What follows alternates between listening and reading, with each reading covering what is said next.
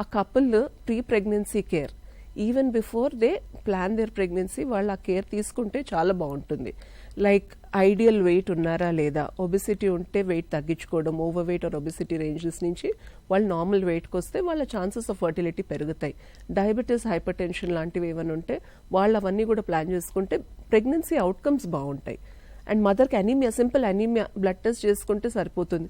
Indian population is like very much anaemic. అది males ఉండనియండి, females ఉండనియండి. ఫీమేల్లో ఇంకా ఎక్కువ ఉంటుంది, లేడీస్లో అనీమియా చాలా ఎక్కువ ఉంటుంది. దాని ఎఫెక్ట్ కూడా ఫీటస్ మీద చాలా ఉంటుంది. ఇది తెలిసినప్పటికీ కూడా చాలామంది వాళ్ళ ప్రెగ్నెన్సీ వచ్చేసింది అని అర్థం చేసుకునేటప్పటికీ 2-3 months అయిపోతుంది. దాని బదులు వాళ్ళు ఫస్టే ప్లాన్ చేసుకొని ఆ ప్రెగ్నెన్సీ కోసమే 3 months ముందు నుంచే వాళ్ళ డయట్, లైఫ్ స్టైల్ అన్నీ చేంజ్ చేసుకుంటూ ప్లాన్ చేసుకుంటే, అండ్ ఏం ఎక్స్పెక్ట్ చేయాలి, గ్రోత్ ఎలా ఉంటుంది, దానివన్నిటి కూడా ఫస్ట్ అంటే జాయింట్ ఫ్యామిలీస్ ఉండేవి, ఇంట్లో చెప్పేవాళ్ళు పెద్దవాళ్ళు ఉండేవాళ్ళు, ఆర్ ఒక whole village used to raise 1 child అన్నది ఒకటి ఉంది. బట్ ఇప్పుడు అలా లేదు, because of work or many things.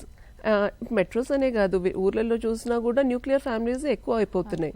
So వాళ్ళకి ఈ అండర్స్టాండింగ్ కోసం అన్న దానికి ఫస్ట్ వెళ్ళి ఒకసారి డాక్టర్ని కన్సల్ట్ అయ్యి, మ్యారేజ్ అయిన తర్వాత వాళ్ళు ఎప్పుడు ప్లాన్ చేసుకోవాలనుకుంటున్నారు, వాళ్ళు ఎప్పుడు ఇద్దరు స్టేట్ ఆఫ్ మైండ్ మంచిగా ఉంది. మదర్స్ స్టేట్ ఆఫ్ మైండ్ చాలా ఇంపార్టెంట్. తను వర్క్ స్ట్రెస్ లేకుండా, ఎటువంటి ఒత్తిడి లేకుండా yes I'm ready for the pregnancy అని తను అనుకోవాలి. దాని తర్వాతే వాళ్ళు ప్లాన్ చేసుకుంటే మనకి బేబీ అవుట్కమ్, బేబీ గ్రోత్ అన్నది చాలా బాగుంటుంది. ఈ న్యూరో డైవర్జెన్స్లో వెళ్ళే ఛాన్సెస్ కూడా చాలా తగ్గుతాయి.